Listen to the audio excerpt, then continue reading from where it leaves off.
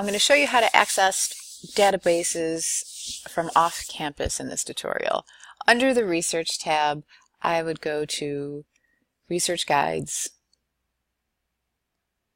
and scroll down because all the departments are in alphabetical order until you see Education Research.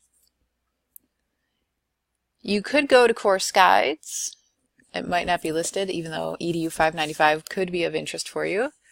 Let's go to Ontario Teacher Education Program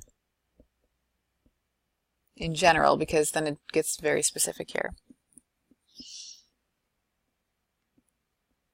And if you scroll down, you will see a list of different databases that could be useful for this program, and SAGE is an example. And from the library homepage, if you access it this way, you should automatically connect. Now, if you're off campus, there would have been a purple pass, and there the username and password should work. If you have additional questions, please let me know. This is just a starting point. Thanks.